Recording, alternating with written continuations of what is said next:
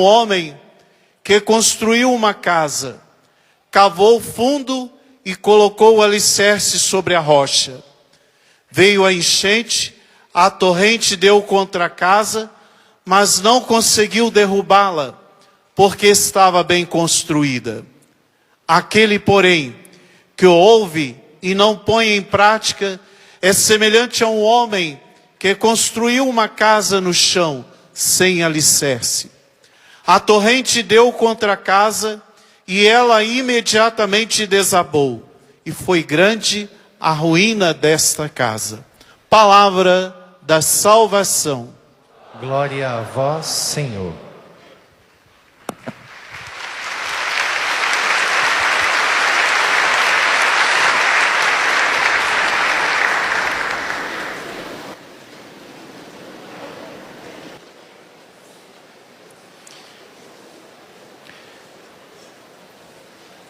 São João Crisóstomo, cuja festa estamos celebrando hoje, e é por isso que os padres estão com paramentos brancos, porque ele não foi mártir assim, de um modo extraordinário, mas deu a sua vida por amor. E a gente, quando vai dar um presente para alguém, sempre procura saber o que agrada a pessoa que vai ser presenteada, não é assim? Eu já tenho isso, tanto, mais uma toalha.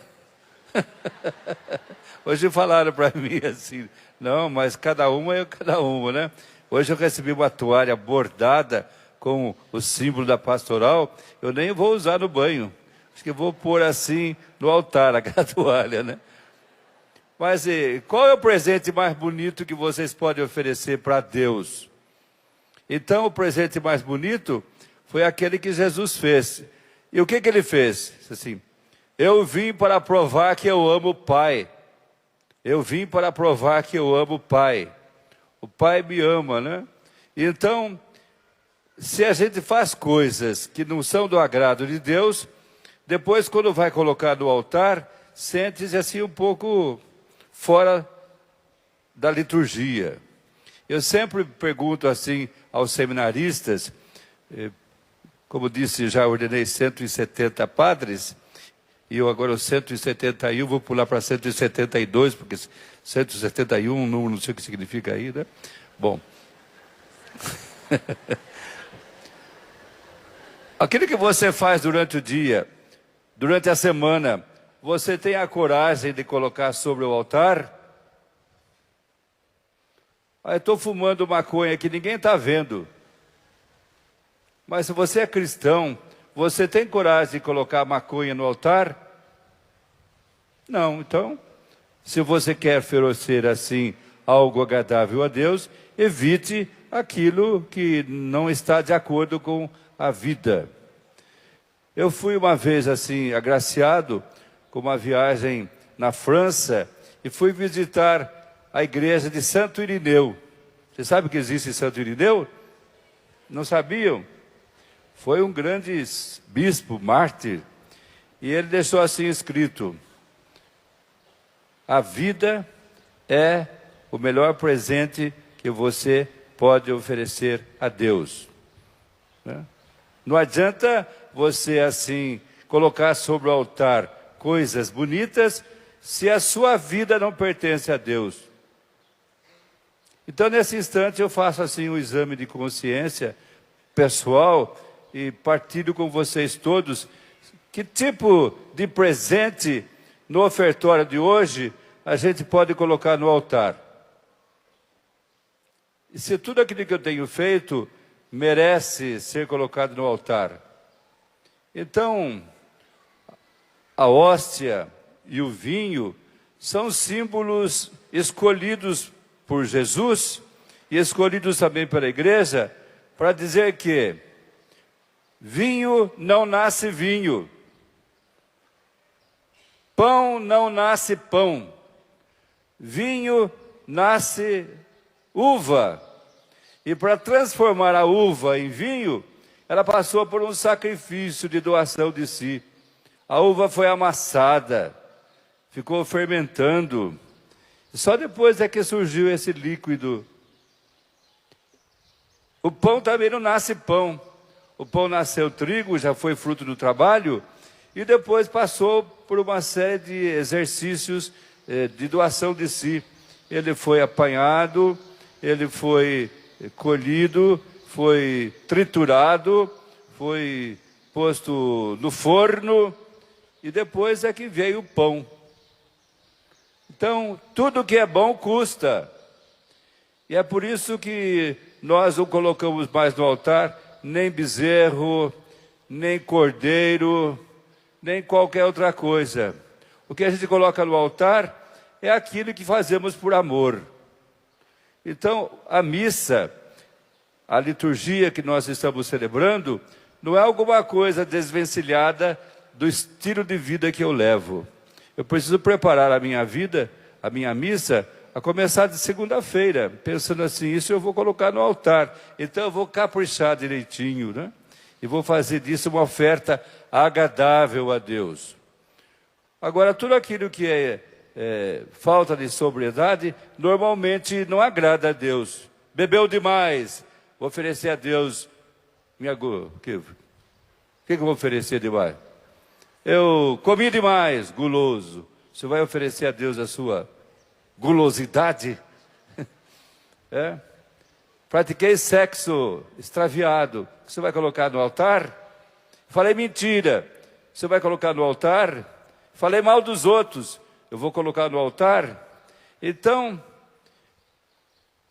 quando a gente vivencia o ofertório da missa, nós vamos também assim caprichando na história de nossa vida e faz dessa nossa oferta uma coisa unida com aquela que Jesus fez de si próprio.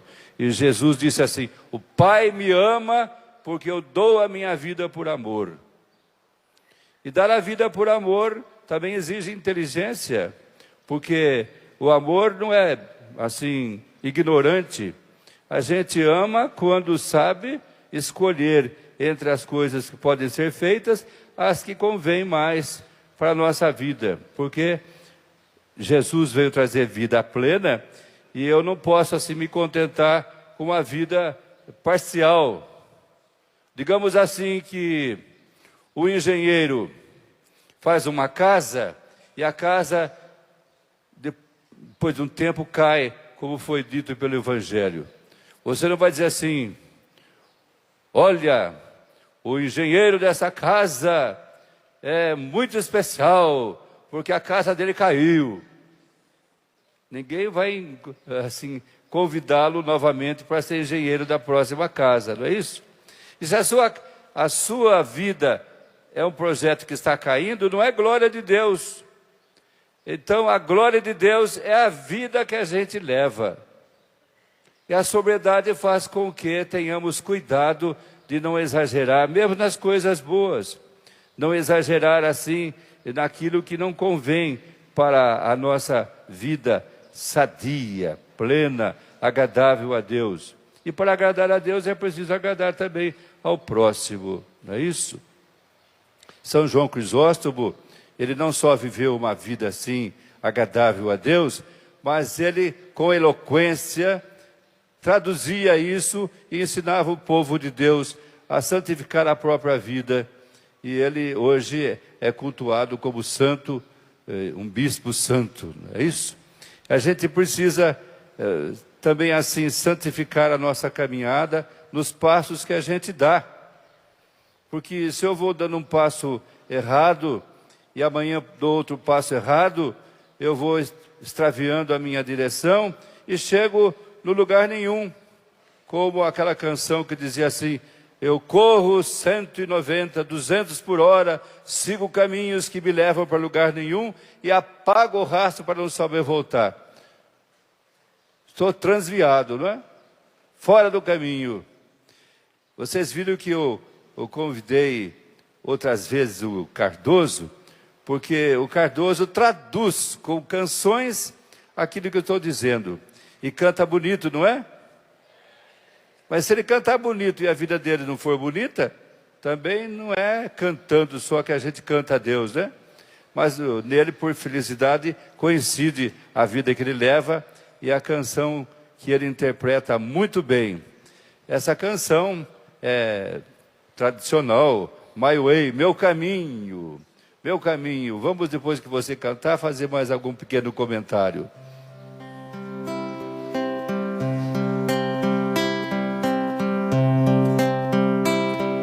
Eu sei, se aqui cheguei, se conquistei o que eu queria. Cheguei porque teimei, porque apostei na travessia. Não fiz tudo o que eu quis, mas sou feliz. Não fui perfeito, errei, mas eu tentei fazer direito. Andei, corri, voei, me atrapalhei, perdi o prumo. Voltei, recomecei, replanejei, achei meu rumo. Não fiz tudo o que eu quis, mas sou feliz. Não fui perfeito, errei, mas eu tentei fazer direito. Se eu me enganei e me engasguei por querer demais, mas reagi, cuspi pra fora e aprendi a mastigar e me refiz e sou feliz. Não tenho pressa. Amei, sorri, chorei, perdi, ganhei, joguei errado, cresci, envelheci e agora eu vi como é engraçado pensar no que eu já fiz pra ser feliz. Quanta loucura, errei, mas acabei de alma pura. Pra ser alguém a gente tem que se guardar, tem que se doar e ser leal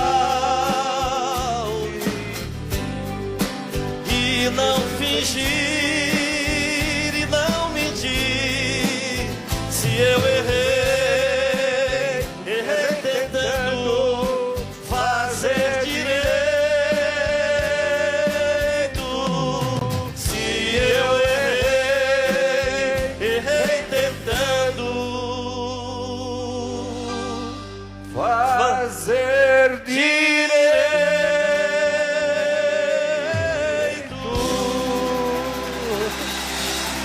Vem cá um pouquinho.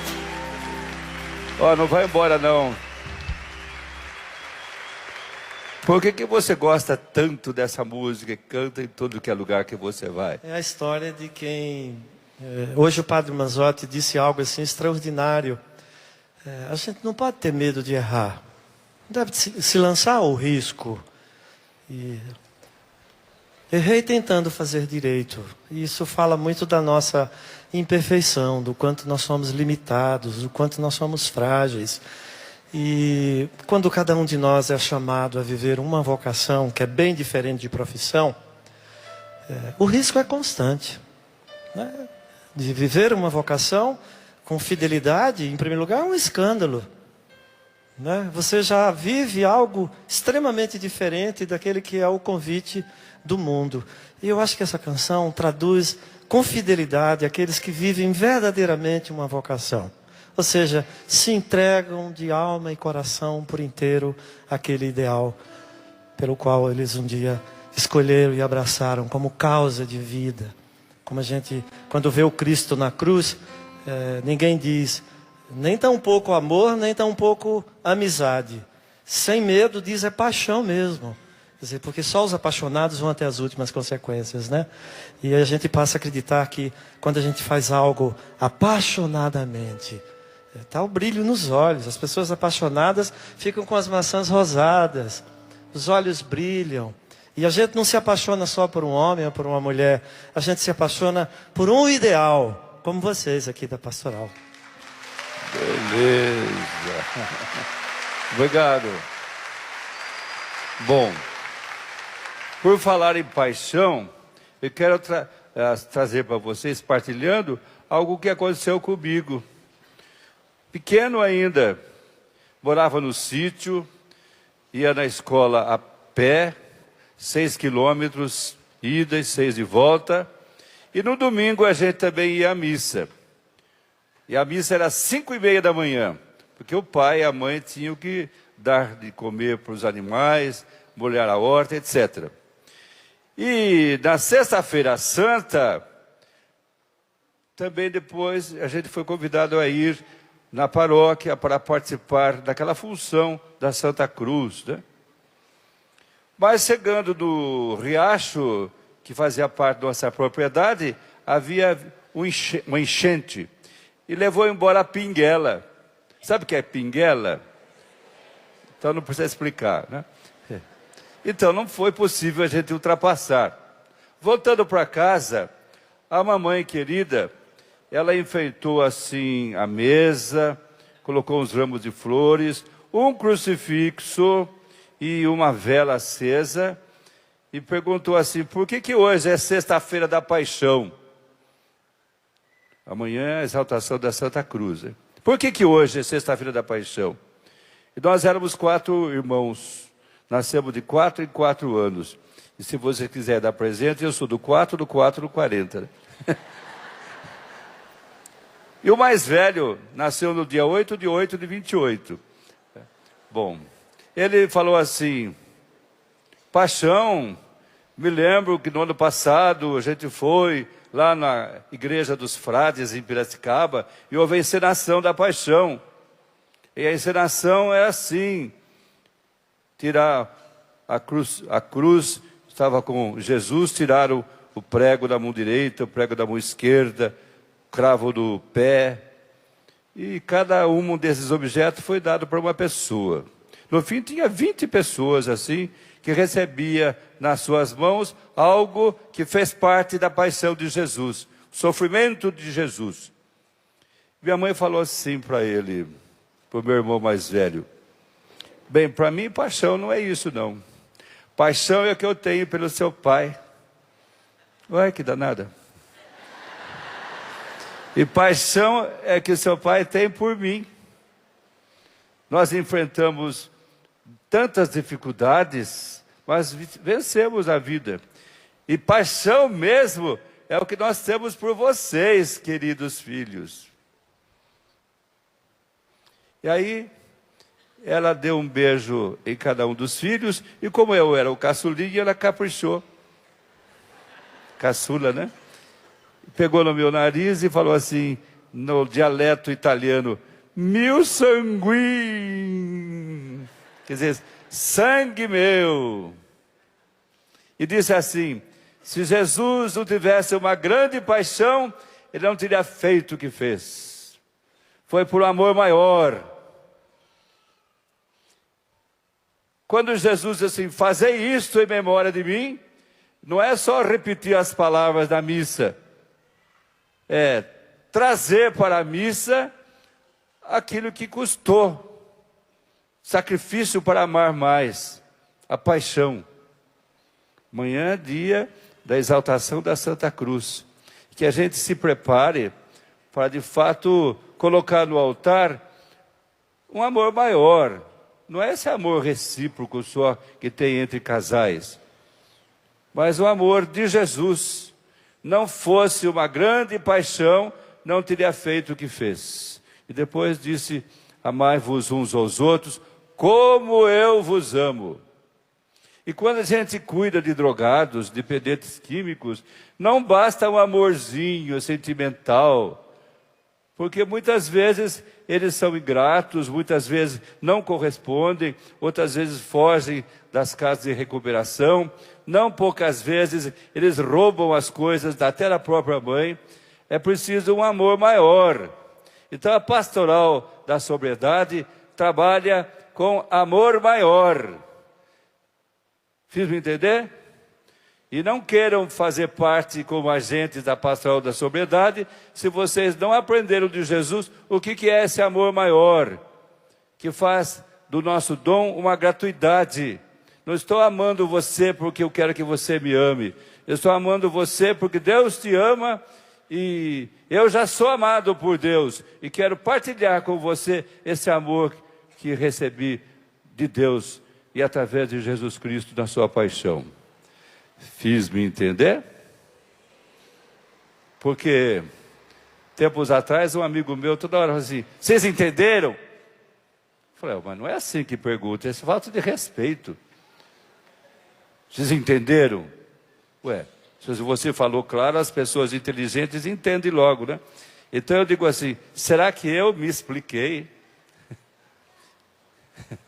Fiz-me entender, né? Porque se a gente não entende as coisas que está celebrando, fica assim uma festinha, né? Então damos continuidade à Santa Missa, colocando sobre o altar aquilo que custa, aquilo que não é tão fácil assim, mas é a prova do meu amor maior. E se vocês também quiserem fazer aquela oferta, a gente agradece, viu? Certinho? Qual que é a oferta mesmo? Tá bom, já estão sabendo sim. Continuando, o canto das ofertas.